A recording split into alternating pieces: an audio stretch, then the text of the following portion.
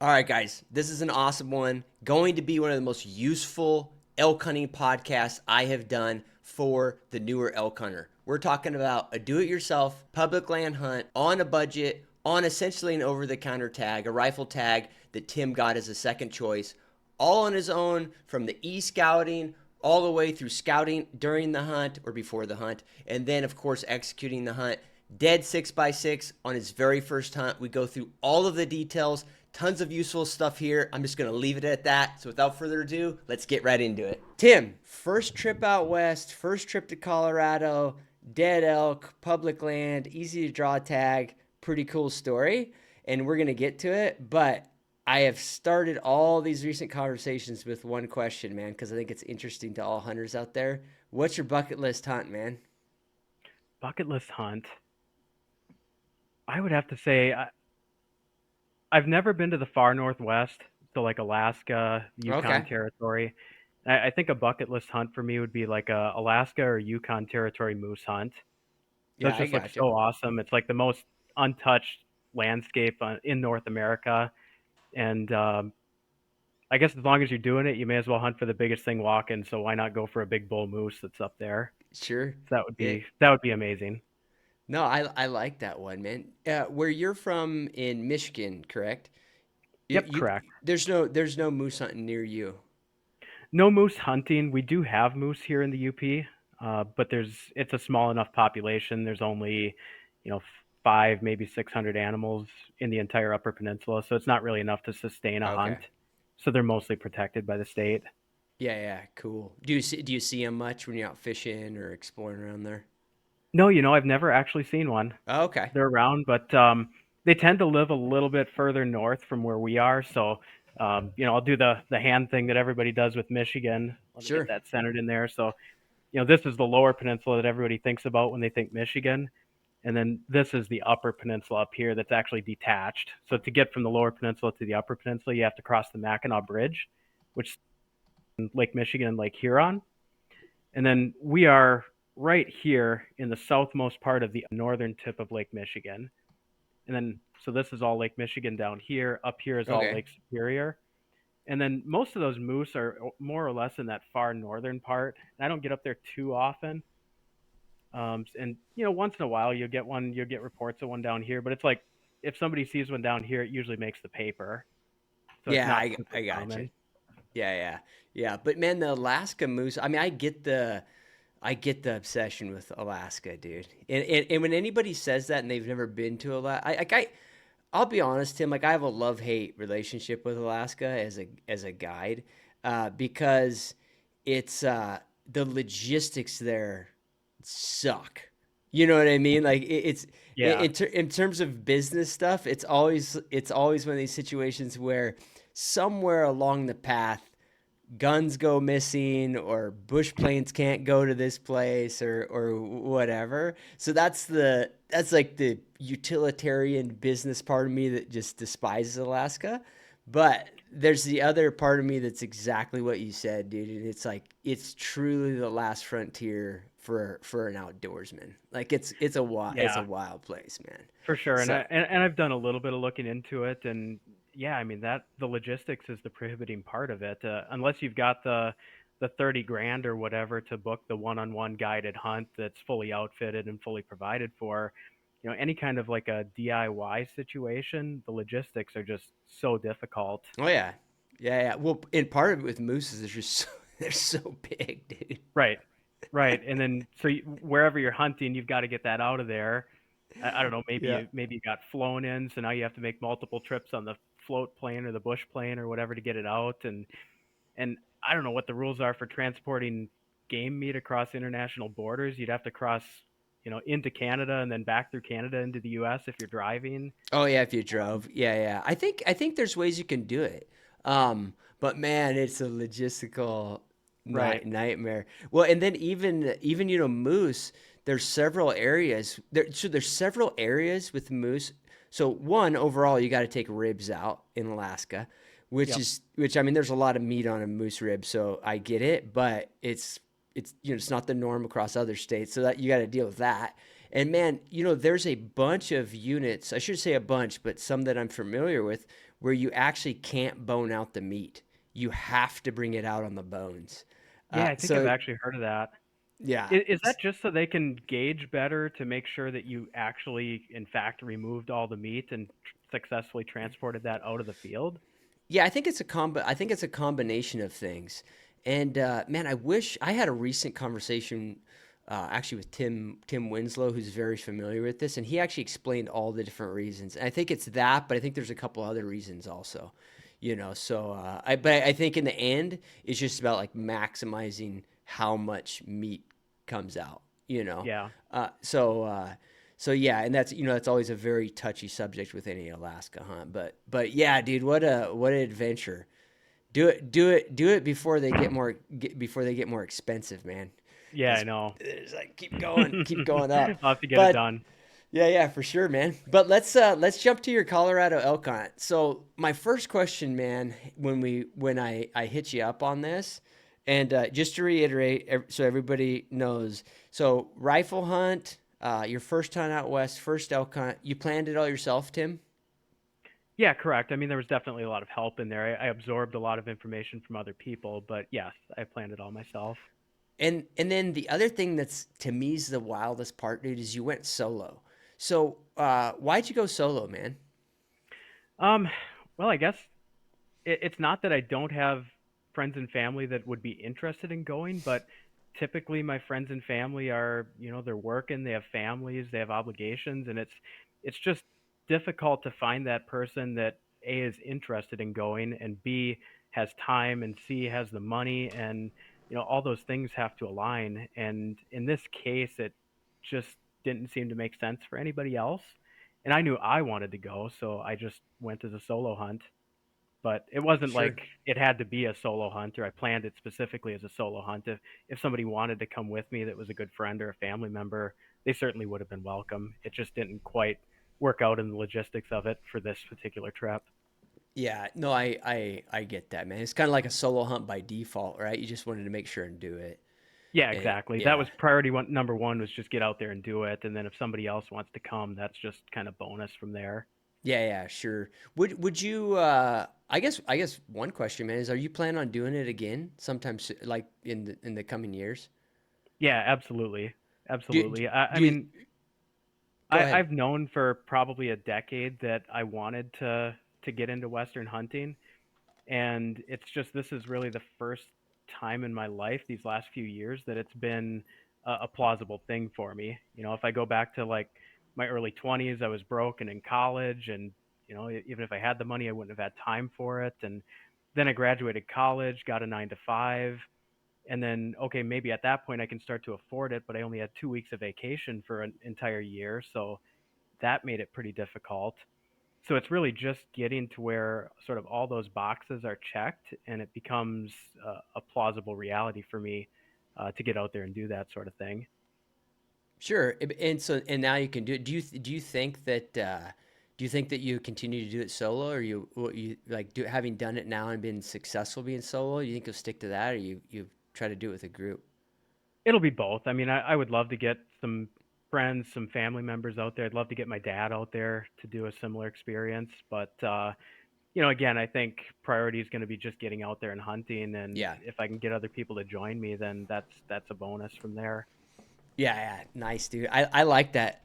I like that attitude because it's basically like, look, like I'm gonna do it. Would love to have folks go with me. The Yeah, absolutely. and this is totally me speaking, not Tim on this subject. But I think that attitude, the one big bonus, is that you don't tend to end up hunting with the wrong people. You know what I mean? Like Hmm. if you're willing to go solo, it's like you're less prone to going out and like dragging somebody along that just is not going to prepare, not ready, not going to have fun. You know what I mean? So Yeah. Yeah, that's a good point. And that's a pet peeve of mine is, when you do go on an adventure like that and maybe you do go with the wrong people and they just don't, not saying they do anything wrong, but maybe they just don't have the same vision for the trip as what you do. And yeah, maybe you're not sure. compatible in that way.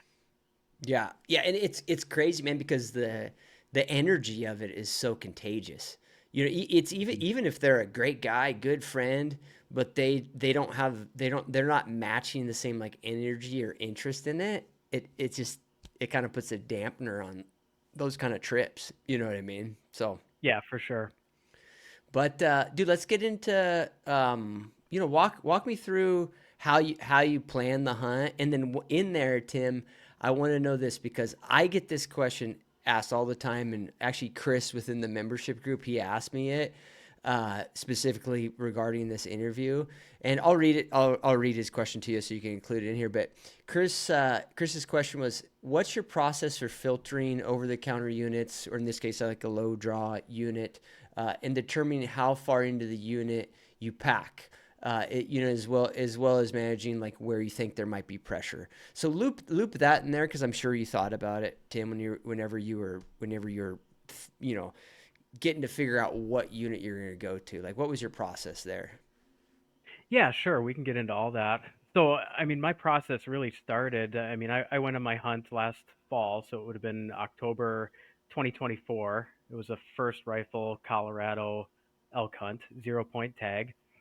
And I really probably started thinking seriously about it like 15 months before that, so like mid 2023. And at that point, like I said, I'd never been out west hunting, so I knew nothing about anything in terms of western hunting.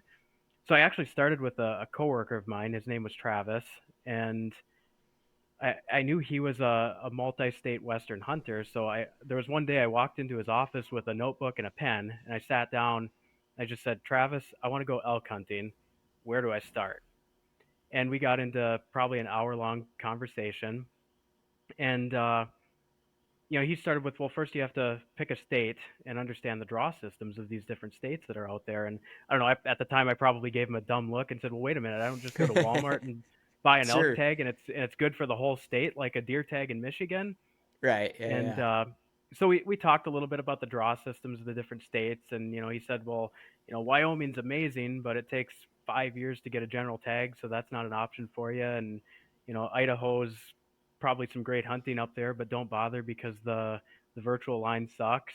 And, we talked a little bit about Montana, but ultimately ended on Colorado having the most opportunity for people that are new, people just looking to get into it, and people that don't have a ton of points banked up to burn on a hunt.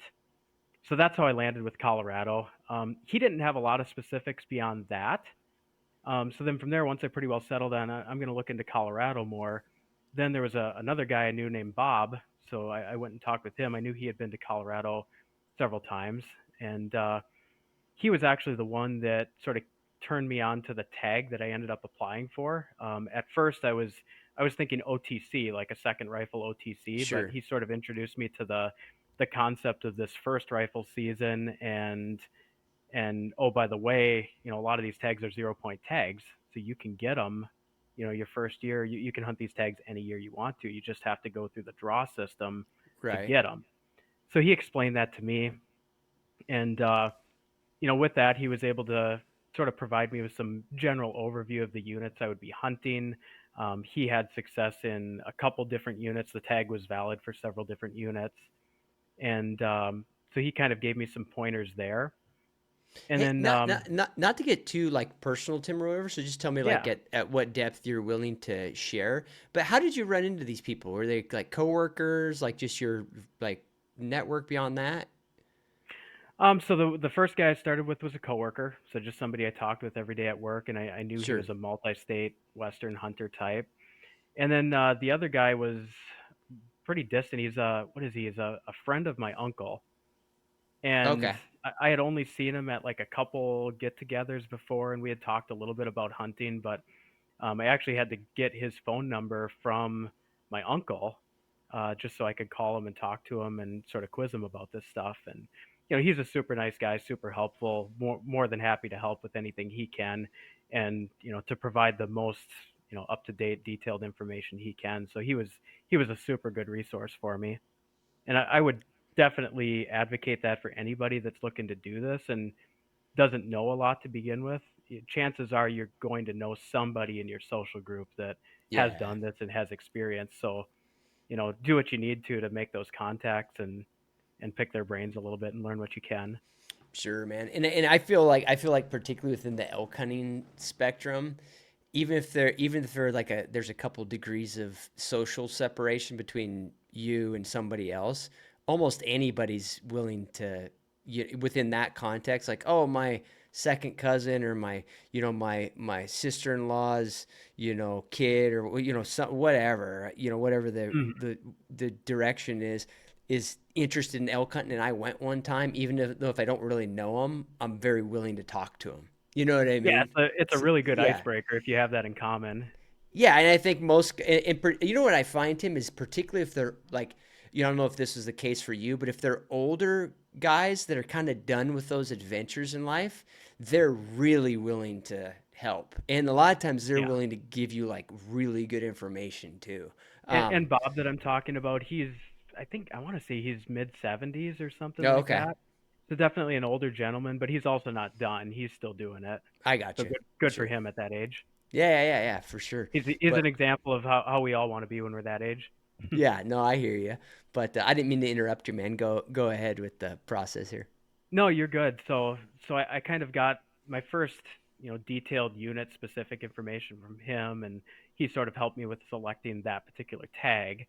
So from there, I went ahead, I applied, I got the tag, and then I started doing, getting into e-scouting, and that's when I joined your forum group. And actually, Cliff, that was a really big thing for me. I joined that forum group. I made my first introduction post and sort of explained my situation, and I said in that group specifically what my tag was. And one of your members, his name's Jeremy. He picked it up. He DM'd me about it, Oh, and okay. he was a Colorado resident actually, and he started giving me some great, very specific information about the units I was going to be targeting. And actually, he uh, caused me to change my mind on my unit selection Oh, not too okay. long before my trip. So I was originally looking at one particular unit that. Guys, biltong, okay? I have been obsessed with this stuff for 3 or 4 years. Ever since I got on a keto, carnivore, paleo-esque type of diet, I've had a hard time finding healthy snacks. Biltong is a great option, particularly the slabs that have this fat on the side. That's where your energy is if you're a fat burner like me. Super simple ingredients in this, guys. Literally 1, 2, 3, 4, 5 ingredients. Compare that to your gas station jerky, a great snack in the backcountry or just day to day. Biltong Depot is a huge supporter of my content. Go to their website, biltongdepot.com. Use my discount code CLIFFG, CLIFFG, for 15% off at checkout and to support this content. Thanks, guys. It was a mostly high country unit, a little bit more remote unit, and didn't have a ton of hunters. But what I found is I was getting too caught up in the success rates published by the CPW in their harvest reports. And so I would look at it and it would have like, I don't know what the actual numbers were, but 100 hunters, and those hunters got 20 elk, so a 20% success rate on a given year. And so this Jeremy started messaging me and he said, if you see that, you're probably putting a little bit too much weight on that harvest statistic. So what you want to do is look back to previous years and see, first of all, is that harvest rate consistent, Right. or is it 4% one year and then 20% another year? And then the other thing he said is you might want to go for, more of a diverse unit, maybe a little better access, a little bit more diverse terrain, not all high country like that, because you don't really know where the elk are going to be that time of year. And then the other thing he said is when you look at those harvest stats, try to pick a unit that has a lot of elk harvested, not necessarily the highest percent success, but if you see a unit that's got maybe 1,000 hunters, maybe it's an OTC unit and it's got 1,000 hunters in it in a second rifle season, but those 1,000 hunters harvest 150 bulls, then there's a reason those 1,000 hunters are there because there's a lot of elk in that unit. It's Right. probably a densely populated unit, and that's probably a better indicator of what your harvest potential is, and the number of elk you're going to see is really based on picking those units that have more elk to begin with, even if maybe you do have a few more hunters and a little bit more pressure to deal with. Yeah. I do. I think that's a good one, Tim. I mean, I'm sure as you saw, dude, like doing this and looking through, like there's a lot of units that when you actually look at the nominal numbers, I mean, you know, like 8 bulls might get killed in Yeah, first rifle exactly. season. You know what I mean? Or 4 bull. So it's almost like the statistics are about worthless because it could just be the difference between like one family hunting versus another. And Yeah, exactly. instead of 6 bulls, 9 got killed. And it makes the stat go all over the place. Yeah, and actually, Jeremy made one other good point too. The unit that I was originally looking at and thinking about trying was an OTC archery unit, and he Oh, made the okay. point that if I check out this other unit instead, that my first rifle tag is valid for, it's not an OTC unit. In fact, it's a pretty difficult draw archery unit and a difficult draw muzzleloader unit.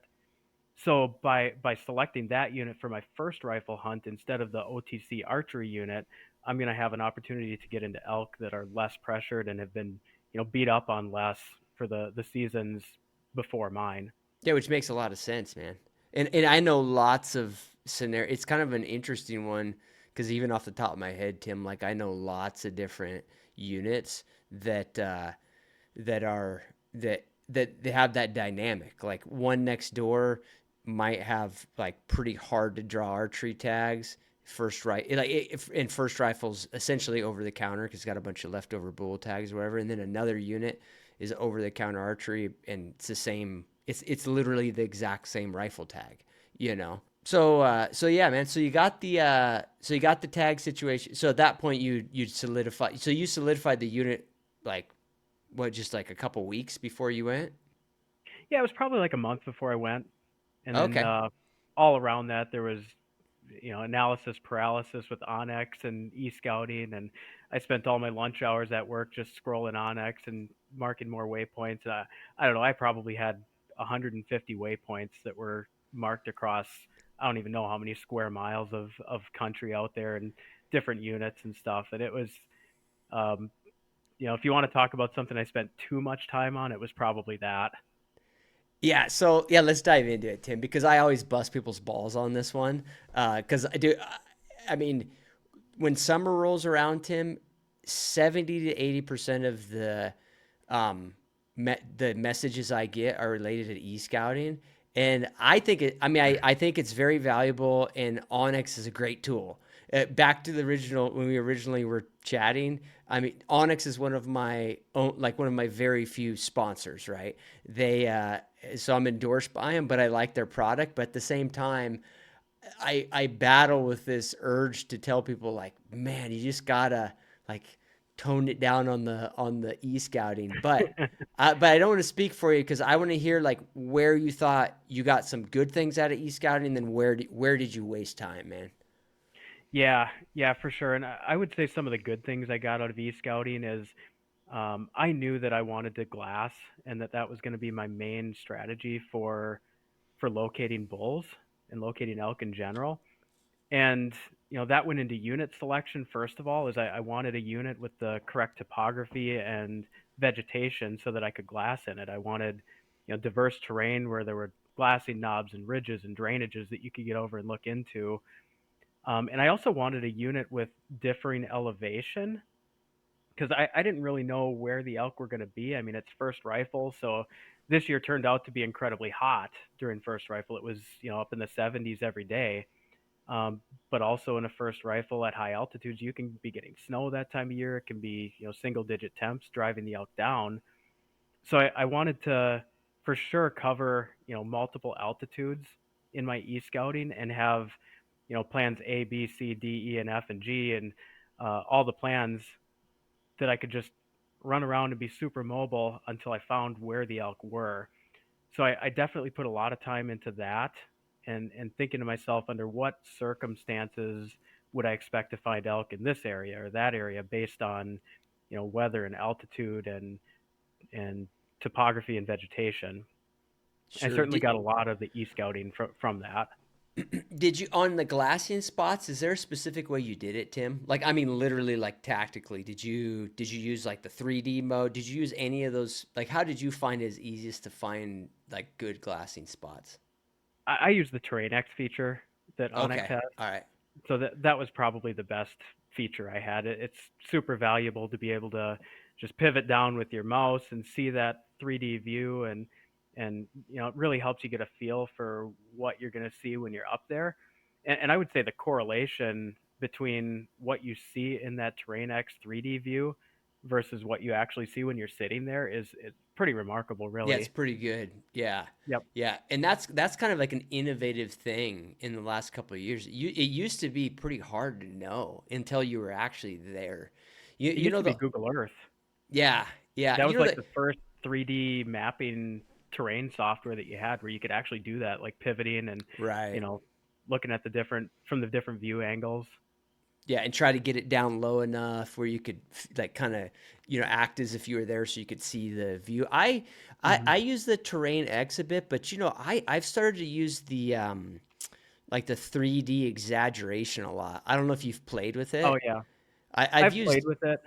yeah, for me, it doesn't necessarily like to your point about it matching what you see.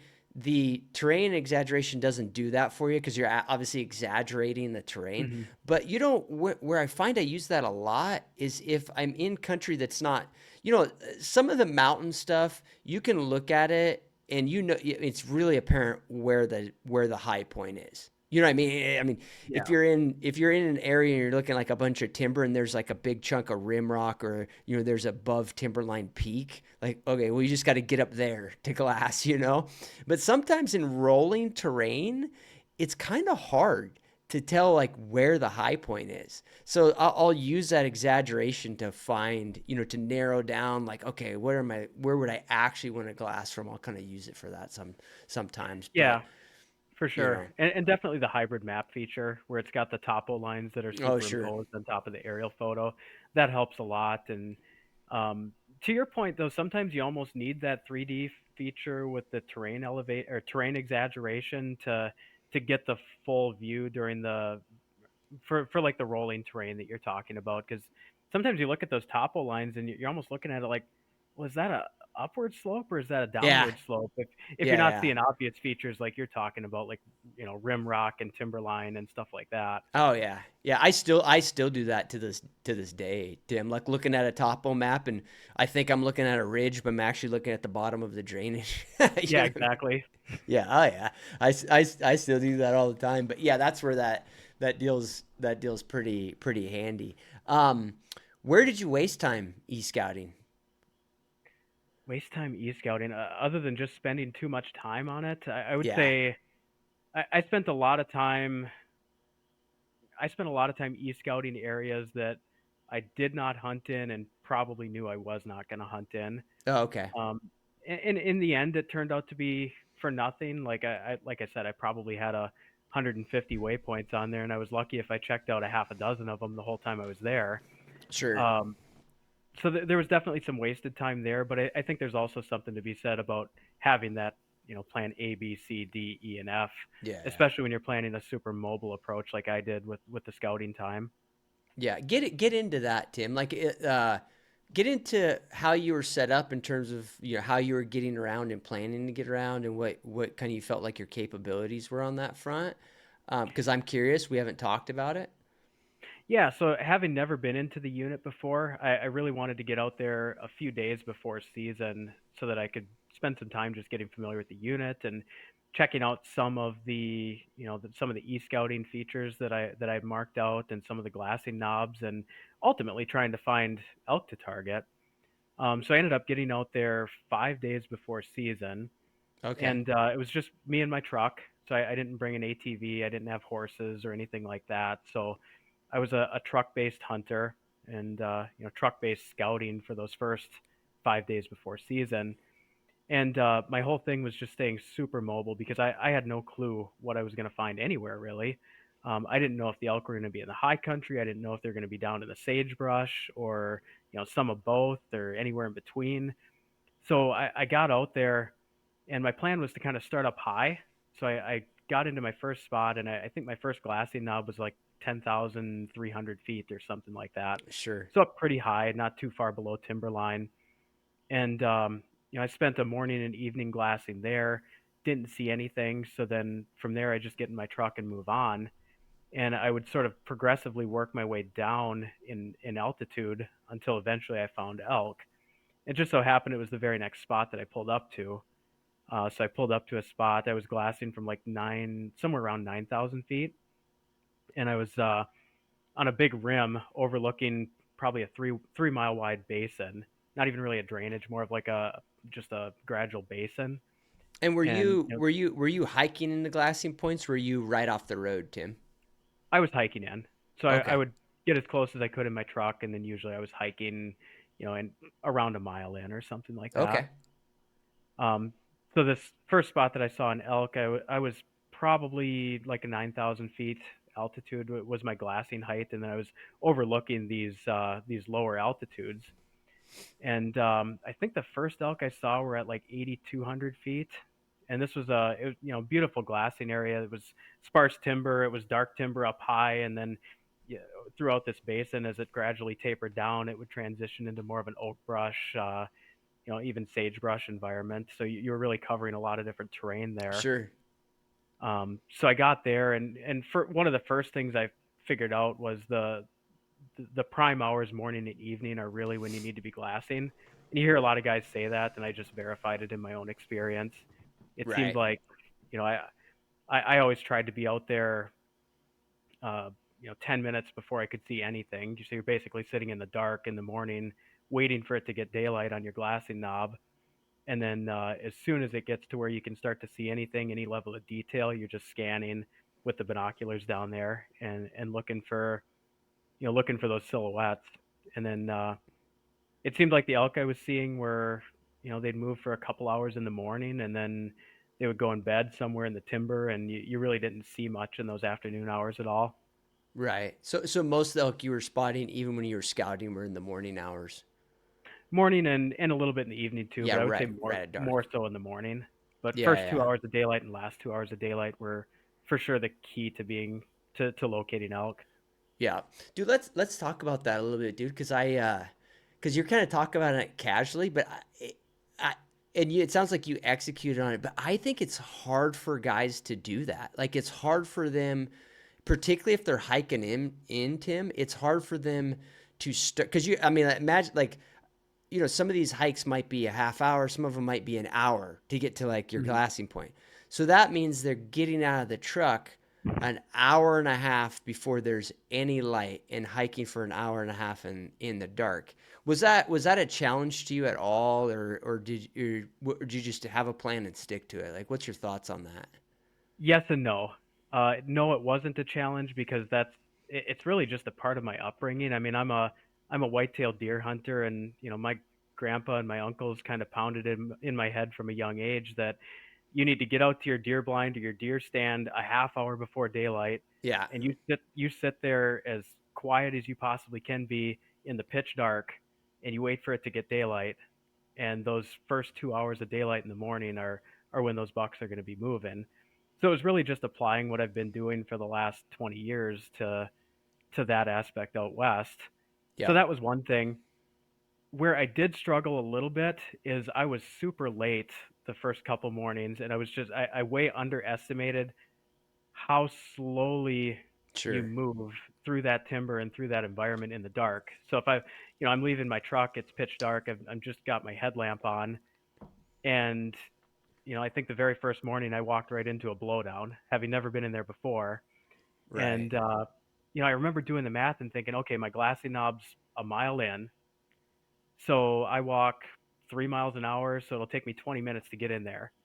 And then I think I added like, well, I'll leave a half hour early, so that gives me 10 minutes of extra, right? Well, I got twisted up in that blowdown, and I was yeah. I get to points where you can't even go forward, so then you're going backwards and trying a different path through. And I ended up being a half hour late that first morning. I think by the time I even got to my glassing knob, the sun had already come up. Yeah, and probably so tired you're ready to go back. And that too. Yeah, it's Yeah, that because then you're stuff. in a hurry. Yeah, because man, the vegetation can brutalize you if you've never been into area. Like you just chose it's weird too, Tim, because you can go to the same spot again, and now that you've done it, you could probably hit your mark on timing because you kind of know Right. where not to go, but it's hard to maneuver that. So even with Onyx, sure, you can see the vegetation, but it's hard. It's hard to tell Yep. what's really passable timber. Like there's little indicators how thin it is and everything else, but still, sometimes it looks okay and it's just not okay, you know? Yeah, and it's weird because here in the UP, that it's super thick. I mean, we have big swamps and big woods and thick timber, and it's a lot of the same, spruce and aspen type forest that you guys have out there. Sure. Um, but for whatever reason, I had it in my head that it was just open country out there, and that the walking was Mhm. going to be easy compared to here, and it just wasn't. It was very similar, I would say, and it just wasn't what I was expecting. So that was something that caught me off guard a little bit. And then I would say by day two afternoon of day two, I pretty well had figured that 1 mile an hour was my rate of getting into these Yeah. glassy knobs. If I had never been into it before and didn't have a trail mapped out and sort of needed to figure that out as I was going. Sure, but you So got if that it's you got that dialed in, and that's hard, man. It's hard to basically calibrate your speed, right? It's hard to do that until that's something I don't think you can do until you're there, Yeah, you yep, know. for sure. But but yeah, go ahead, man. So I keep stopping you. No, no, you're good. Um, so yeah, I would say, and then from there, the one key thing that I did was I was super mobile, and I've said that a few times. And when I say that, I mean I didn't even set up a camp for those first few nights. I would glass until it was pitch dark, hack my way out of there for a mile, get back to my truck, eat some dinner, and by that time I was just so exhausted I didn't even feel like setting up a tent. So I would just lay a sleeping bag on the passenger seat, recline it all the way back, and sleep right there. And Okay, then and then it was kind of nice in a way because maybe you glass in the morning, you come back, you don't have a camp to tear down, and you can, if you didn't see anything there, you want to check out some new territory, you just get in your truck and drive. right. And it was super easy to just kind of take that run and gun approach and become familiar with the terrain and locate animals. Yeah, yeah. No, I think that's a good way to do it, dude. I put in one of those like low boxes in the bed of my truck and one of those what are they the decked boxes, and I'm gonna get a like a camper shells because Hmm. it's like the size of a bed, and I have like a little trailer, a little trailer I hunt out of and guide out of, but it's a pain in the ass on shitty roads. But I'm Yeah, gonna like I think that's not a bad setup because exactly what you're saying, it's like all the frictional cost of setting up camp and all the tent shit and all that. I mean, it does matter. You know what I mean? Because it's like it digs into your next day, right? You get home exhausted, and you want to get up ass early because you got this plan to be at another spot. If you've got like another hour of just that kind of junk, yeah. it does matter because it accumulates over the days, you know. I'll say even mentally it matters too. I mean, there's a component of once you set up a camp and you go through all that work, you almost feel like you're there now. And Mm-hmm. and it's like, well, I could pull up and go drive 10 miles, 20 miles, whatever it is, over to this other area and check that out. But I already went through all this work of setting up my camp. I think I'll just hang out here. Yeah. And there's definitely a mental component of that too.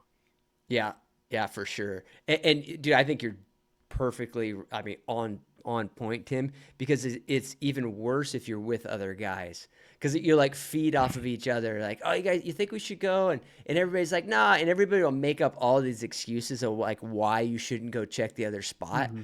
but it's really about everybody supporting each other in the decision that we don't want to put all of our shit away. You know what I Yeah. mean? That's really what it's about. Yep. So I think you nailed it, man. And another thing I thought was interesting is I never saw anybody else doing the same thing. Like Yeah, for the first couple days that I was out there, like I said, I was there 5 days early, and there's really no big game seasons open that time of year. I don't know, maybe bear or something like that is open, but there's no elk seasons, there's no deer seasons open, so there wasn't a lot of hunting traffic. So it was kind of just maybe some trailhead hippies and stuff like sure, that were around, but nobody else really out scouting for the first rifle elk season that was coming up.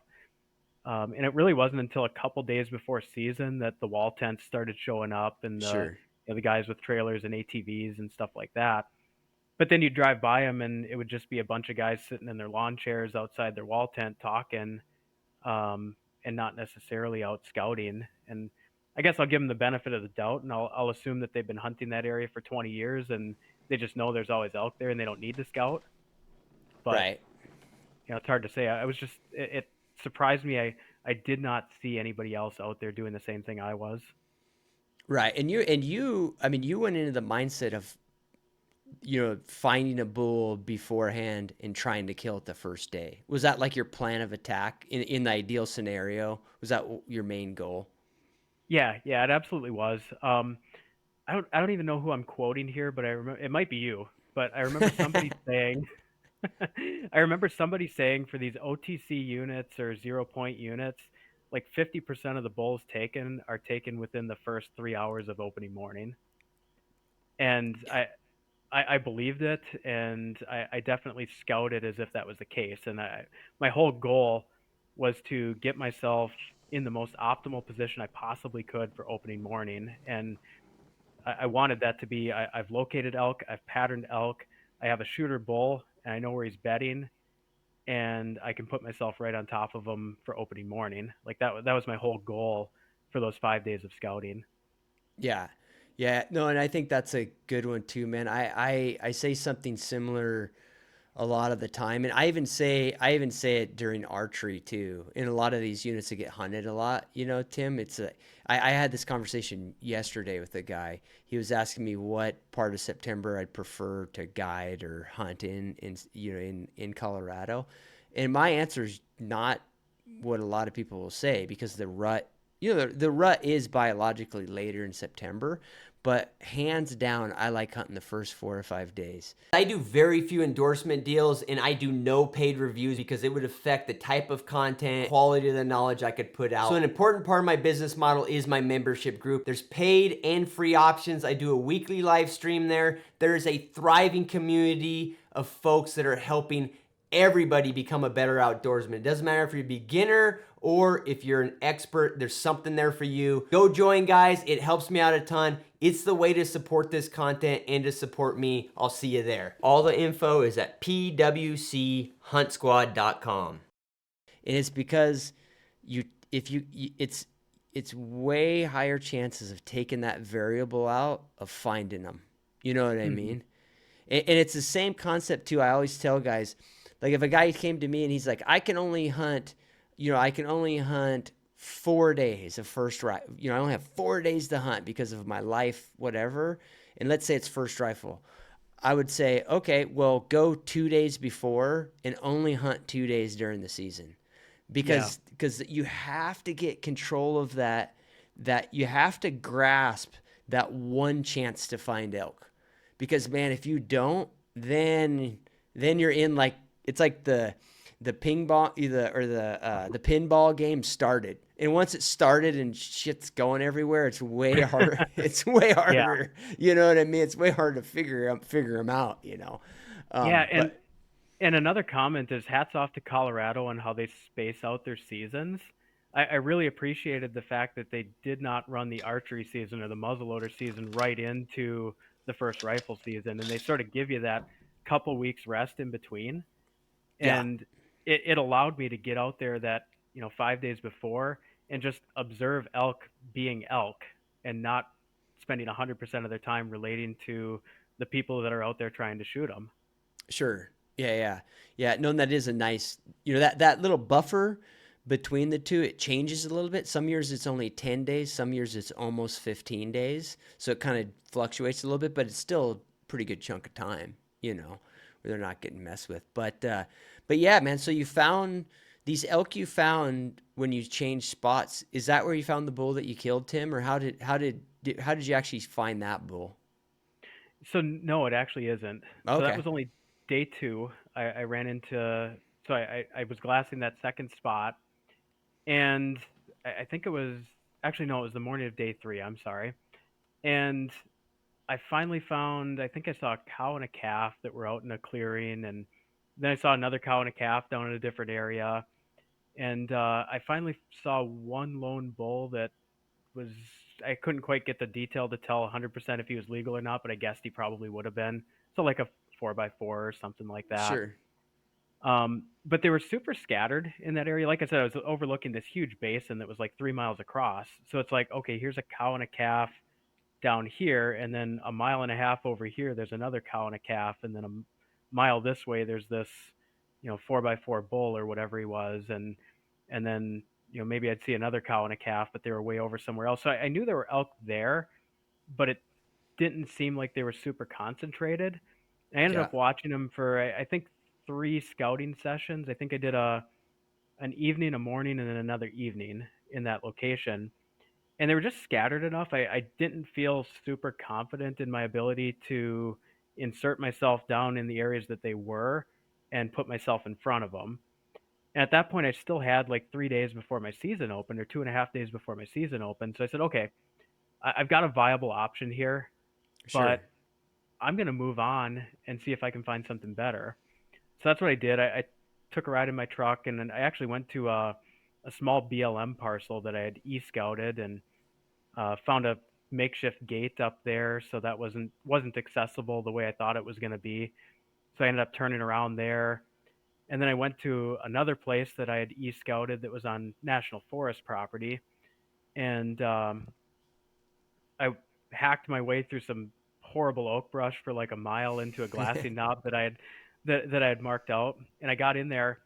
And it was so thick you couldn't see anything. So it was kind of an e-scouting fail. I got in Ah. there, and it was a nice knob, but looking all over the place, it was just so thickly timbered. There were no clearings. It was just Okay. like a big dense oak brush area. So I kind of left out of there. I kind of hacked my way back out of there a little bit pissed off, like I wasted a day. I went to this BLM parcel and I couldn't get in there, and then I hacked my way into this oak brush and couldn't see anything. So then I was driving out of there, and it was like 5:30 p.m. or something. Maybe an hour and a half before dark, and I'm driving back down this road, and I got kind of into a clearing, and I could see pretty well off in the distance. In one direction, I guess I was looking east, pretty well. So I said, you know what? Just for the sake of doing something productive tonight, I'm going to pull off here. I'm just going to Sure. glass for my truck. So I Yep. did that, and sure enough, off in the distance, 2 miles, maybe a little over 2 miles as the crow flies, there was a mountain peak, and on the side of it, so the west slope, there was a little clearing up near the top, and there was a herd of elk out there. So I'm sitting there, literally sitting on my tailgate, and I'm Sure. watching this herd of elk that's 2 miles, maybe 2.5 miles away, and so I'm sitting here thinking, oh, okay, well, maybe this place is worth checking out. So I ended up spending the night there. I just left my truck parked right there. I think I actually did set up a tent that night. Tim, And then, I want to stop you just for a second because I'm sure yeah, people are curious. So you're glassing pretty far. When you talk about a couple miles, you're glassing pretty far. What are you using, man? Are you just using your normal binoculars? I had a pair of 15 by 56 binoculars on a Oh, okay. tripod. That was Okay. my main glassing setup, Yep. and Yeah. it was good enough. You could definitely see the elk pretty well at that distance. Maybe couldn't quite count the points on a bull to tell if he was legal, but Yeah, but who when you're cares? Yeah, but exactly, who yeah. cares? At that point, you're just looking for any legal bull. Yeah. Yep. So that's what I was using. Gotcha.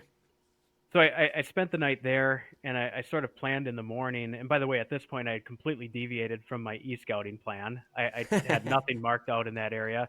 So again, going back to the analysis paralysis thing, so I said, okay, there's elk up on that knob up there. I'm going to go up on this knob that's half a mile this way. It'll get me another 100 feet of elevation, and I'll be able to see a little bit better. So I got up again at 4:30 a.m. or whatever, and hacked my way up there in the dark. It was a little bit lower altitude at that point, so this was like more of a oak brush, sagebrush type environment. Okay. So I got up to the top of that glassing knob, and by that time I had my rate of speed in the dark pretty well pinned down. So I got up there on time for once, and waited for it to get daylight. And man, it just came alive when it got daylight out there. Um, that clearing, the same clearing that I saw the elk the night before, as soon as it got daylight, the elk started filtering into that. Further down, that clearing like led into a small drainage, and further down that drainage, there were more elk. 400 yards below me, there was a cow and a calf that came through early on, and then I heard bugling. So there was bugling like over at that kind of that drainage that I was glassing in the distance, and I could hear it. It sounded like it was sort of off on the backside of that. Was that the first vocalization you had heard?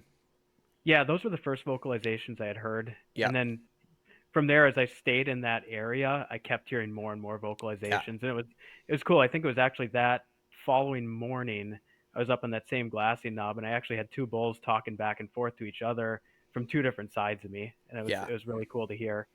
Yeah, and that's a man. That's like, I had noticed that a lot. What's interesting about this discussion, Tim, is you talked about how you've already found elk, and in one area they're kind of acting quite a bit different than they are in another area, and usually that is an indicator of density.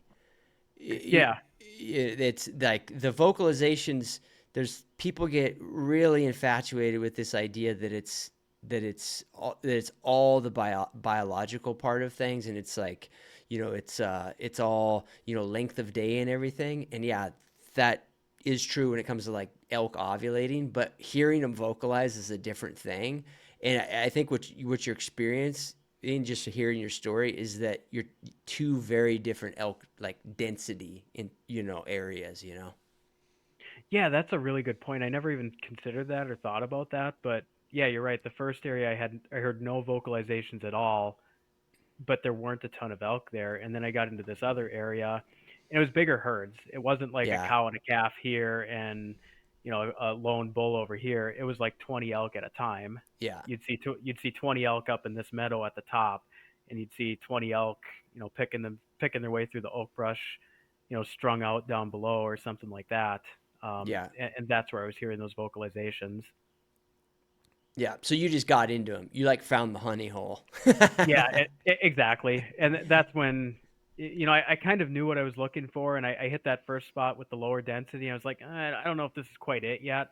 When I got there, it was like, okay, now it feels right. I'm where I need to be. Um, Yeah.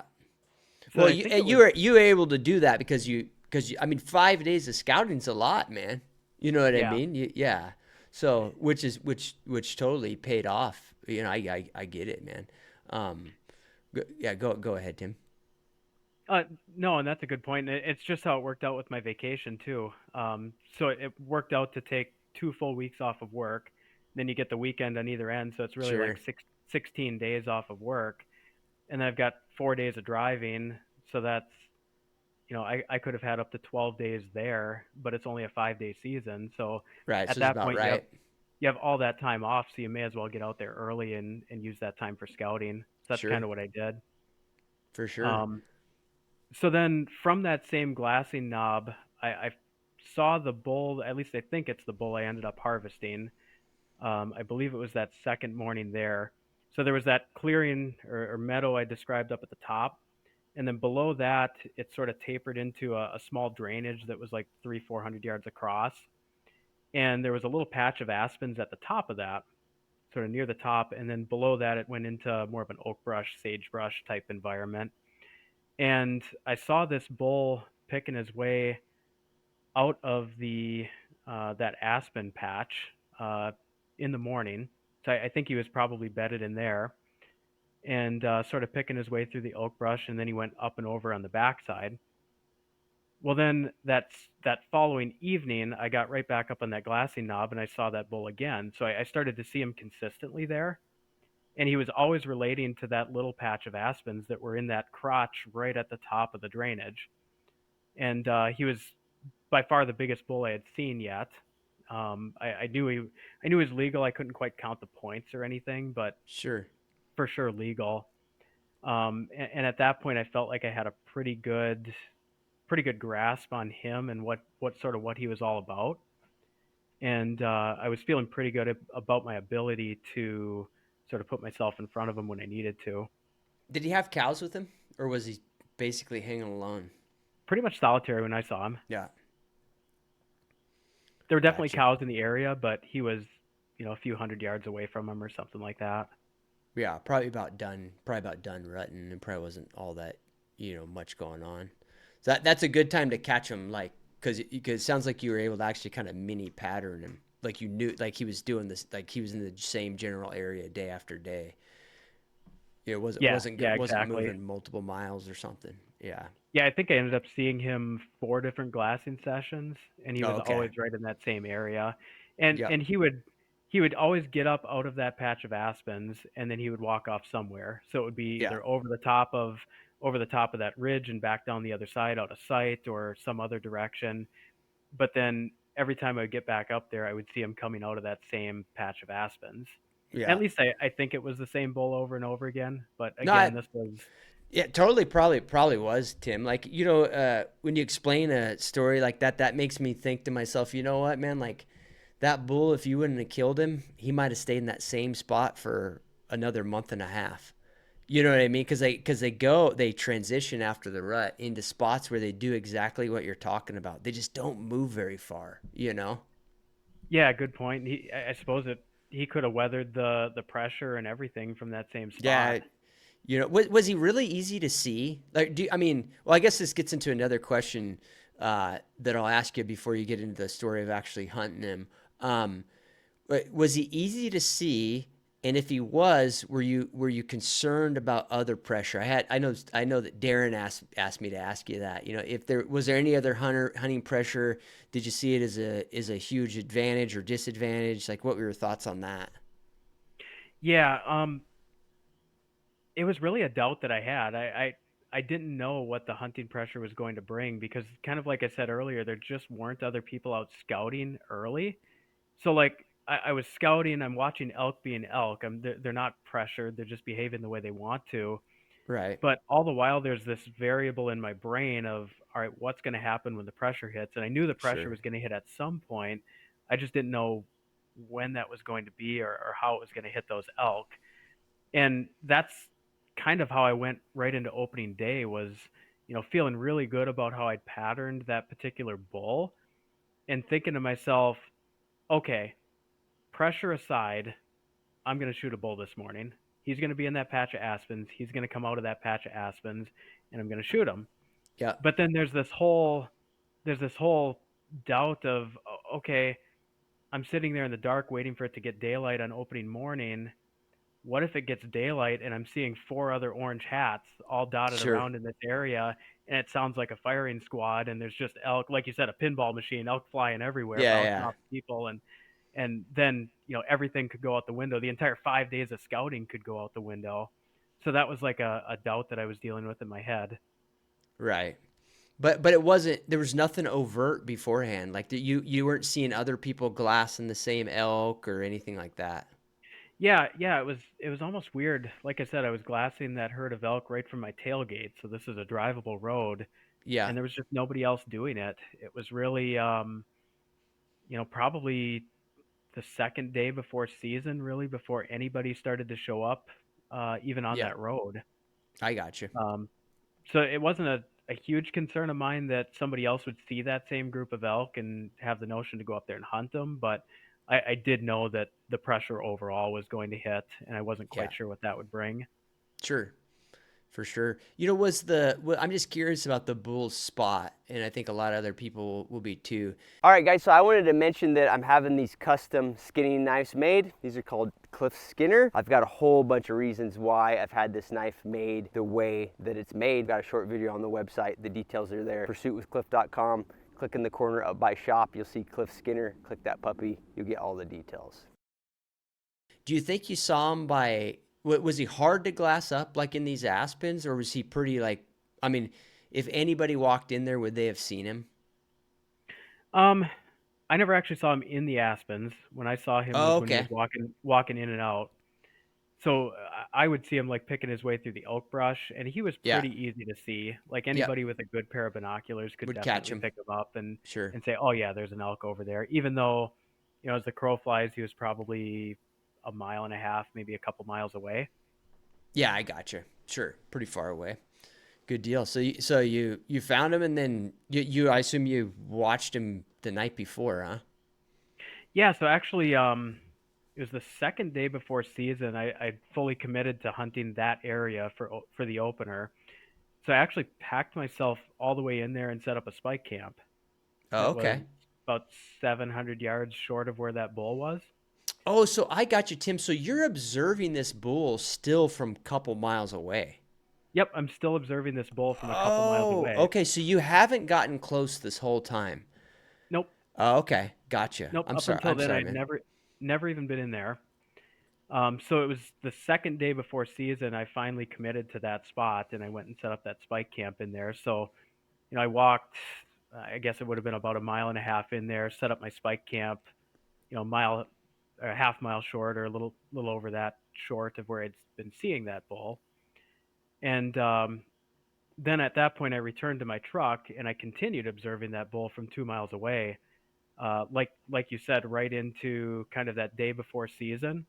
I had observed him again the morning before season, and then the evening before season is actually when I hiked my way into the spike camp that I had set up with all my hunting gear and got prepared to actually hunt for him the following morning.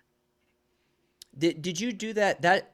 I that sounds really smart to me. Now, but I want to know the answer. Did you do that? Did you do that because you didn't want to be in there for a longer period of time and potentially scare him, or was it some other logistical reason? It was a logistical reason of it. It was just a lot to get in and out of there. Okay, This bull was a couple, at least a couple miles in, and you kind of had to walk around one mountain and then down a drainage and into a creek bottom and then follow the cliff for a ways until it wasn't as much of a cliff anymore and you could actually get up it and then over. And so I it was a little gotcha. bit of an ordeal to get in there. Yeah, So I just thought it was something better done in the daylight and yeah, not something where you're getting up at 2 a.m. to spend 3 hours hacking your way in there in the pitch dark I on opening gotcha. morning. Yeah, I gotcha. Tell me the story of the hunt because I got a question to ask you, but I don't want to keep stopping you. No, you're good. Well, I keep saying it was a 15-minute hunt. So there's that famous YouTube video, the 80-mile elk. I could post a video. I could post a video. This is a 15-minute elk.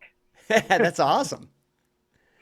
So yeah, I got up opening morning in my spike camp, and it was 4 a.m. or whatever, a couple hours before daylight, and I got all my hunting stuff together and sort of walked my way up to right below where that group of aspens was, and sort of snuck my way up there with just my headlamp and probably 200 yards away from that group of aspens. So if he did come out of there, I felt like there was a good chance he was going to at least be in range. Hmm. And set up kind of with my back up to a big oak bush, scrub oak bush, and I had a little glassing stool that I was using to sit on, and had my rifle and my bipod there to shoot off of, and um, And got Tim, there plenty. This is the first time that you've been in there that close to him. Is that Yep. right? Yes. And so one question I gotta ask, gotta stop, is when you got in there, you're seeing the place from a totally different angle. What was your perception of it? Could you see more? Could you see less than you expected? Did you have any like takeaway there? I would say I could see a little bit less. That was Yeah. probably one of my bigger concerns getting in there. Um, and I guess first a qualifier, my first time up there, it was complete dark.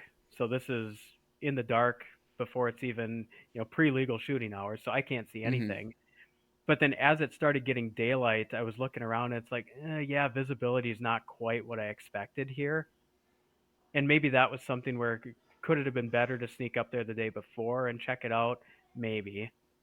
Yeah. But at Well, yeah, that but point, you might have scared him or something. I mean, who knows? You know. exactly. Yeah. That was sort of my goal. Is I wanted to be as minimally invasive as possible in that area that I knew he was using.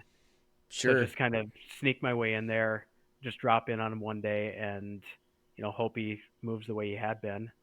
Yeah. Yeah, and the reason I asked him is I wonder if from up there closer he was like you had him patterned, but you were patterning him from a distance. I wonder if up close, like in that vicinity, if somebody was trying to hunt those elk like off the road, if there's just no way anybody could ever see him. Unless they knew he was there. Yeah, I don't know. I'm just kind of curious.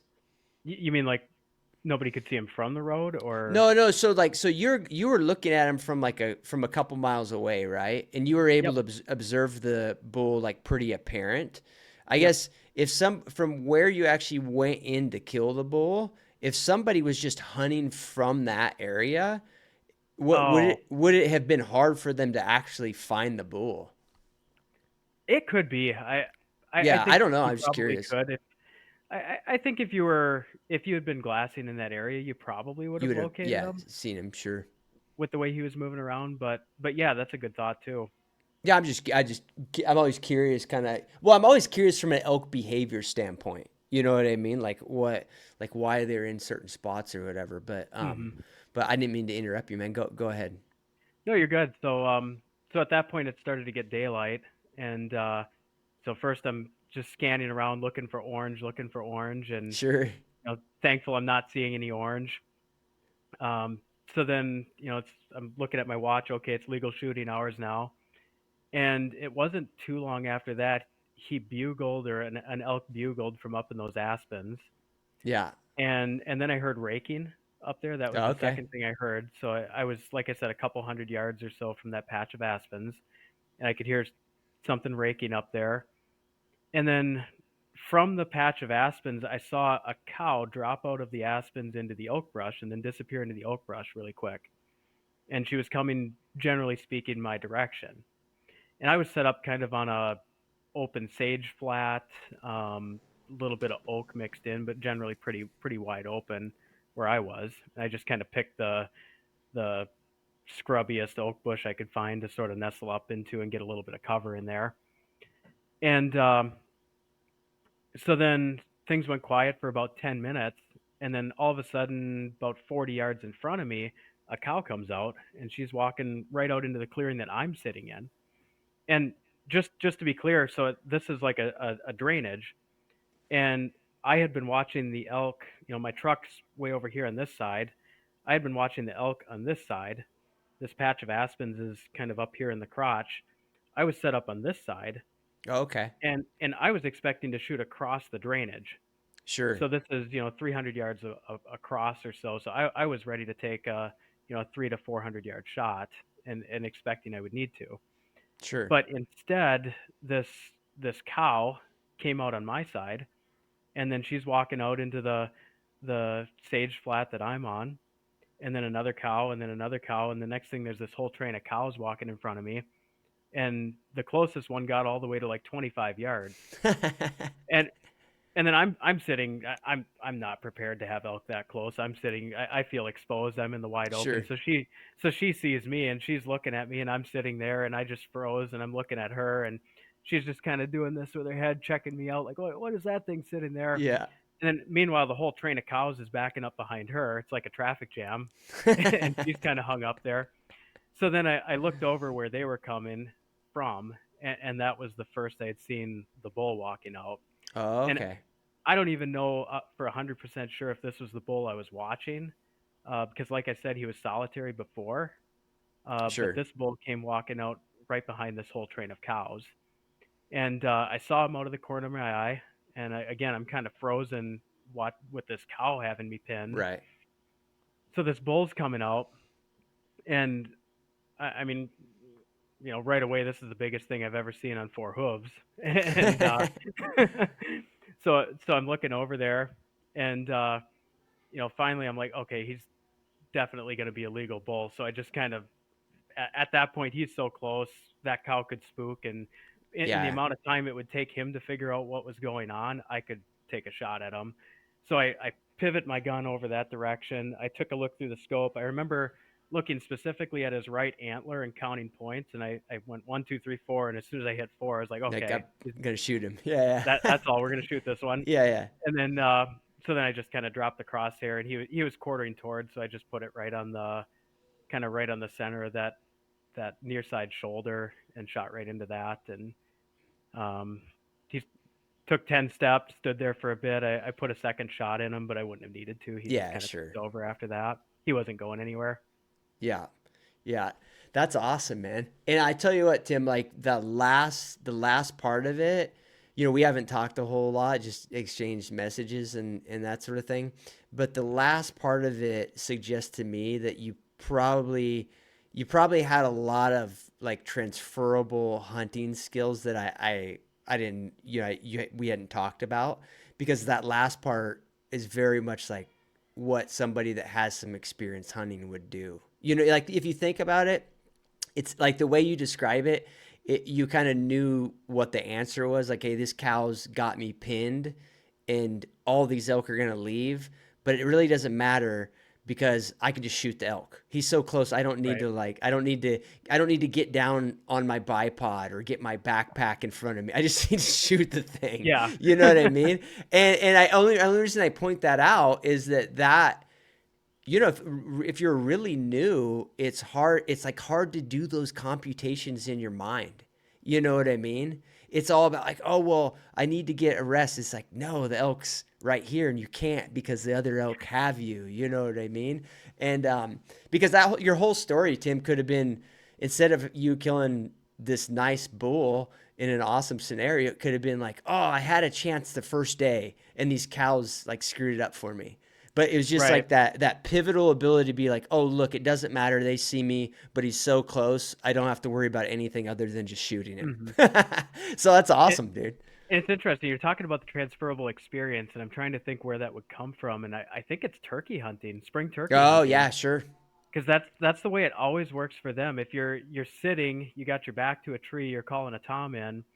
At some point, he crosses a certain range, and regardless what happens, it's just a dead tom if you Yeah, arm. yeah, So, sure. so at that Yep. point, you see guys and they've got their shotgun up and pointed at the tom and whatever else. My whole habit is I just kind of sit with the shotgun in my lap and call, Yeah. and then when the tom gets within, the tom's at 25 yards, I just pick up my shotgun and shoot. And Yeah. it's just one of Yeah, those sure. things where at that point, by the time he can react, I've already shot. Yeah, sure. And it's, yeah, and I see that. I know exactly what you mean. Like, cause the Tom's gonna, if he's strutting or if he's puffed up, he's gonna stop, and then he's gonna spin around, and all through this period of time, he just blow his head off. Yeah, exactly. Right? Yeah, yeah. And honestly, bulls are kind of the same way. Tim. Like it. With archery, it's a little bit different because a lot of times if they come in front to you, they'll spin too fast. You know what I mean? Like you're just not going to Yep. get a shot because you got to get a broadside shot. But Yeah. almost with a rifle, man, it's really I think it's a great analogy. With a rifle, it's the same. It's like, look, you got your gun in your hands. When you pivot, that bull is he's gonna realize, because he's not looking at you yet. The cow's looking at you, but you move, he's gonna stare at you, Mhm. and you could just shoot him right in the chest. Who cares? You know what I mean? Like he's Yeah, 40 yards exactly. away. You know what I mean? And it's not, you don't have to wait for him to get broadside. Like he's like, he's right there. It was, I guess it's a kind of similar story. I was guiding a guy, and he's a great guy, but not a real experienced. He's hunted a bit, but not a lot, and he hasn't hunted elk a lot, and he hasn't hunted, uh, uh, well, he hasn't hunted elk at all, but he hasn't hunted with real high power rifles. And I actually called the bull in, like a big bull, to like 20 yards, and he was obscured by some oak brush, and the bull was cranking off like going crazy, and this bull's like mid 300s, like a giant bull, and the bull's trying to come under the oak brush, Tim. So he's got his head down, and I could see his nose, and he's trying to get his horns through the oak brush. And I'm thinking to myself, like, dude, I mean, we're rifle hunting, like, shoot him, but I can't, I Just can't. blast them. Yeah. Yeah, we can't say anything because we're so close. You know what I mean? Yeah. And then I'm just like, why is their guns not going off? And it's not his fault at all. Like he didn't realize. And we talked to him afterwards, and now he knows. It's just like an experience thing. But he didn't realize like that 7 PRC would have blown a hole right through the oak brush that was the size of my pinky, and Yeah. and that bull would have just went flop. You know what I mean? From 20 yards, like it would have been like it would have been a hell of a thud. You know what I mean? You don't need to worry about like a little bitty branch that's like against the bull. Um, Yeah, exactly. And but like in this case, I put that crosshair right on his near shoulder, and that's a shot you would never take if you were archery hunting because it's just sure, too tough to penetrate through. But when you're shooting a 300 Win Mag, I mean, it's going to yeah, he's blast through dead. whatever it needs Yeah, to. yeah, He's dead. yeah, And that's a good comparison to the archery scenario. I mean, all of this that was happening to me was happening within archery range for a lot of sure, guys. yeah, But if I was archery hunting, I think that would have ended up a lot different. I think it probably would have been a scenario, a story of, well, I saw this nice bull, but these cows busted me, and I couldn't get turned, and I couldn't right. get drawn, and I just couldn't get the right shot angle, and then they blew out of there, and that was it. Yeah, yeah. No, for sure. I think it's all a penetration thing. You know what I mean, Tim? Like sub 100 yards, and that's like the extreme case, but sub 100 yards with a rifle, it's gonna go through the elk. I mean, if he's got his nose down, you shoot him through the nose, and it comes out his butthole, it's still coming out. It's still, you know what I mean? Like you got plenty of penetration, but Yep. with a bow, totally different ball game. I mean, if you don't, you know what I mean? So it's a lot trickier in those scenarios for sure. But yeah, no, but you took advantage of it. That was my main point. You took advantage of that opportunity and kind of knew you had enough quick calculation to be like, oh yeah, dead bull, you know. Um, awesome, man. So we have to get to the question that literally four people sent me. How was packing it out by yourself? um, well, I'm going to start by qualifying that this was a I don't know, a 15% success rate tag, right? Hmm. So I went out there with the mentality of there's 85% chance I'm coming back with just a tag. So I so I didn't put a ton of planning and preparation into the pack out part. Sure. And I was probably a little bit underprepared there. Um, so first of all, and I do have this on my phone. Let me show you the backpack I was using. So this was the backpack I was using. Nice. So it's a Granite Gear canoe portage pack. So Nice. this thing is I'm gonna talk to the I'm gonna talk to the Kafaro guys and get him to send you a backpack. hey, that would be amazing. That's gonna happen for the next hunt after this. Sounds Um, good. yeah, so this thing it's huge. It's just a big sack. It's like 7,400 cubic inches or something like that, and Yeah, not much of it a frame really or whatever. there's no frame. It's just a Yeah, chunk of styrofoam that's built right into the pack. It does have a waist belt. It does have padded shoulder belts and a chest strap, but sure. the big thing was there was no way to secure a quarter on this thing.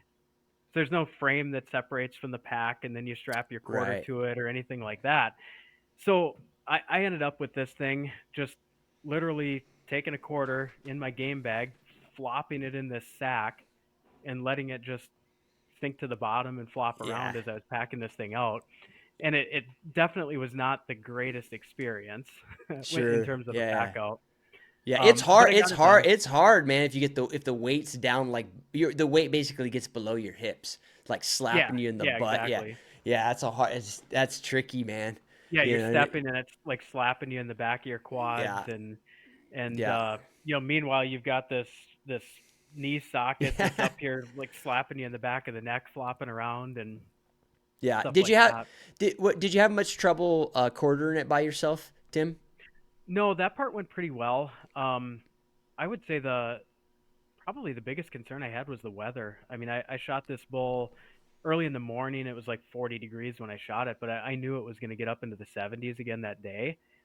And he was probably between 2 and 2.5 miles, maybe closer to 2.5 miles Yeah, deep it's a long ways.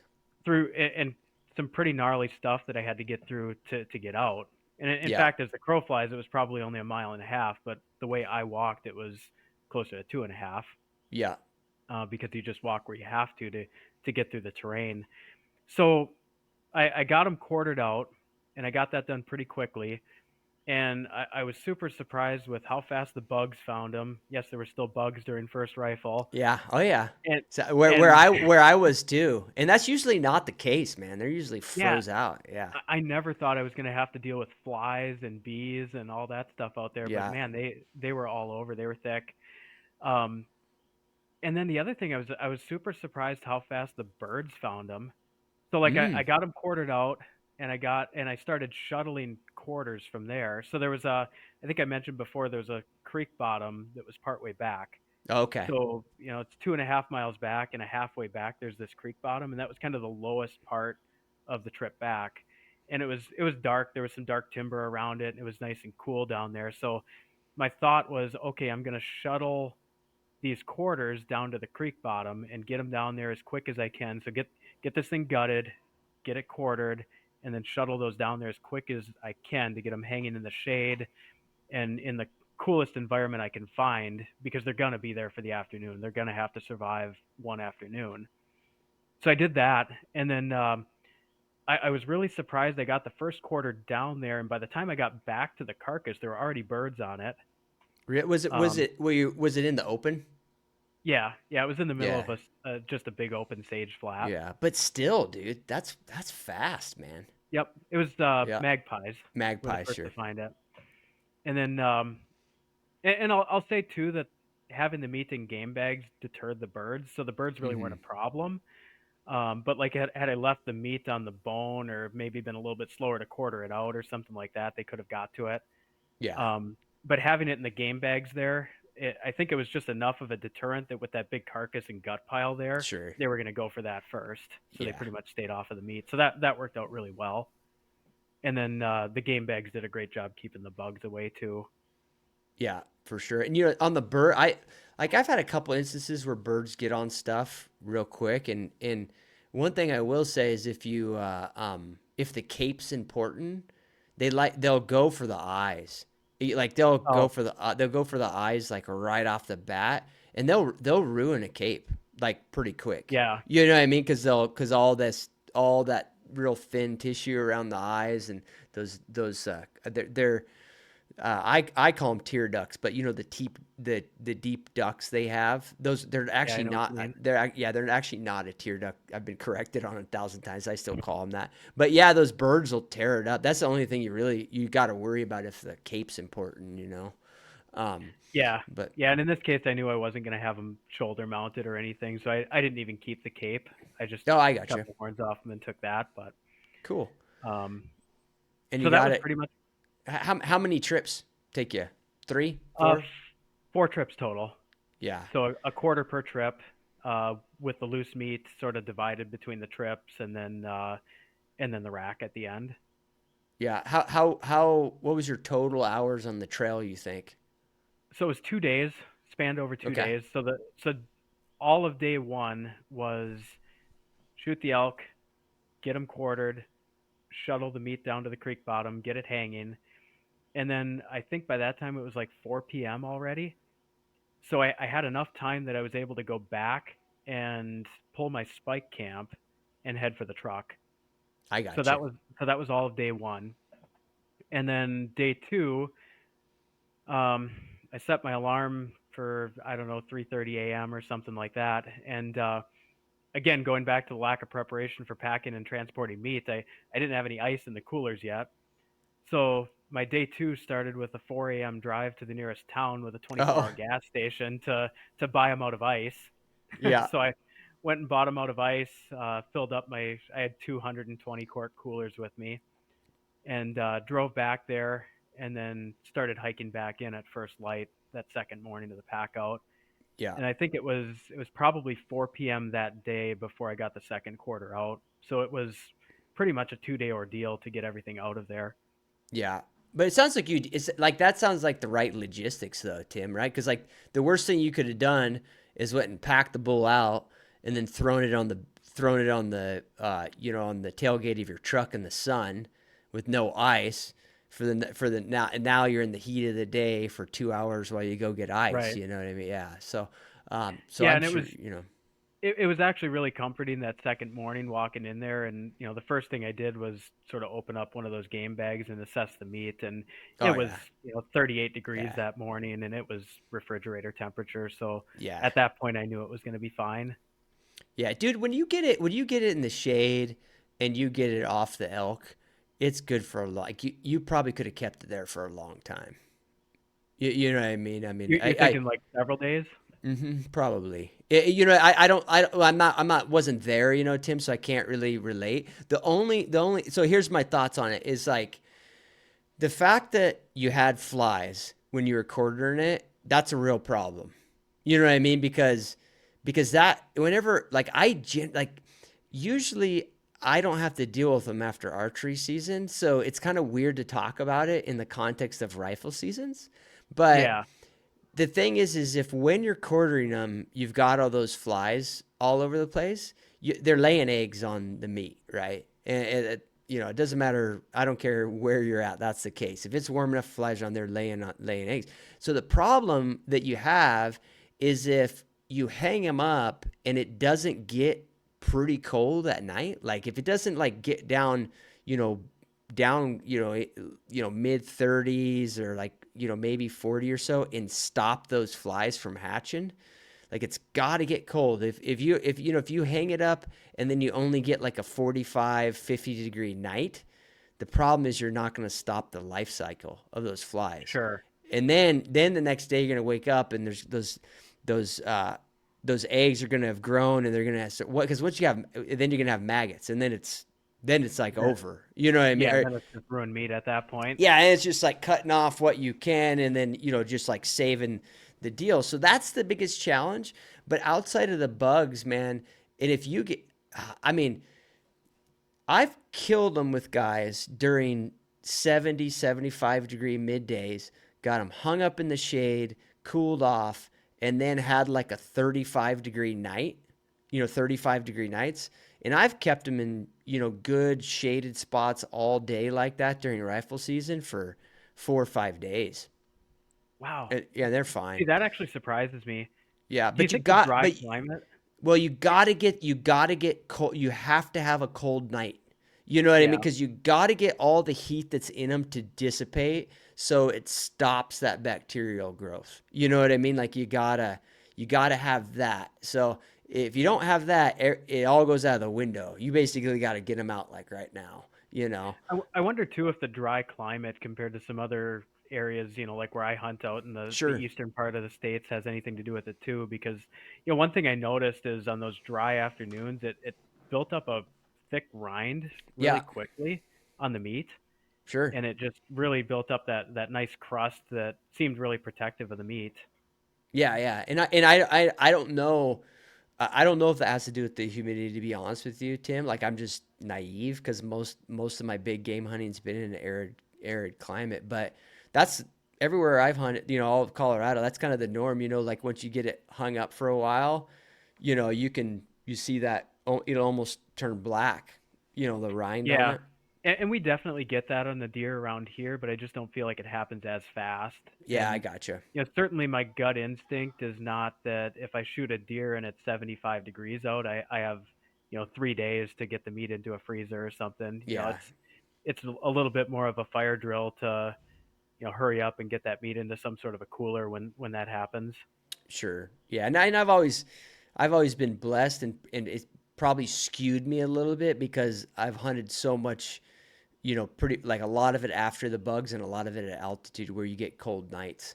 Yeah. I mean, because elks or those big chunks of meat are so interesting because they get cold one night and it's like the next day at 10 o'clock you'll go into the timber and put your hand on them and they're still like they came out of the back of a refrigerator. You know what I mean? They just retain all that temperature. Yeah, I noticed that too. Even day two during the pack out for those last couple quarters when it was noon and it was 75 degrees out, I would check each one before I put it in my pack. And like, just like you would put your hand on it and it was just like you pulled it out of a refrigerator. Yeah. Then you're good. Particularly Yeah. if you're taking to the truck and then you sticking them into ice. That feels good, right? Because you're like, Yeah. boom, done. Yeah, for sure. Yeah, solid. You got nothing. Nothing to worry about. Yeah, no, I'm sure you took care of it good. The biggest thing on it is not leaving it on the elk.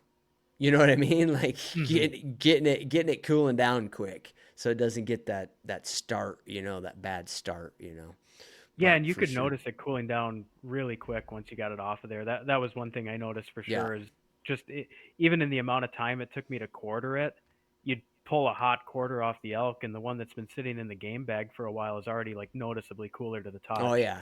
Sure, for sure, man. Yeah, yeah. It was just big mass. It's just like a big mass of meat those things are. But dude, it's late on my time zone, so I'm gonna let you go, Tim. But I love the conversation, man. Really appreciate your time. And I, I think that some people, or I think a lot of people, should listen to this one multiple times, dude, because I think there's a ton of good tidbits, and all your stuff is so relatable, man. There's thousands of guys trying to do the exact same thing you accomplished. So congratulations on that, and I appreciate you sharing your experience, man. Yeah, thank you. Thanks for the congratulations, and thanks for reaching out to have me on here. I really enjoyed the discussion, and like I said, I've absorbed a lot of information from people in this in this whole process, and it seems like the least I can do to come on here and sort of talk about my experience and what I learned from it all. So that's great that you gave me this opportunity, and I really appreciate it. Yeah, thanks, dude. Good luck on your future hunts, man. Thanks, I appreciate it. Talk to you later, Cliff. If you enjoyed this content, do me a huge favor. Subscribe on whatever platform you consume it on: Spotify, Apple, YouTube, whatever works for you guys. Everything else is on my website, pursuitwithcliff.com. Go there, and it's going to be very apparent to you that I work my ass off just to not have a real job. All the hunts I guide, all the seminars I put on, all the unique experiences I offer, and the membership site, all the details are there.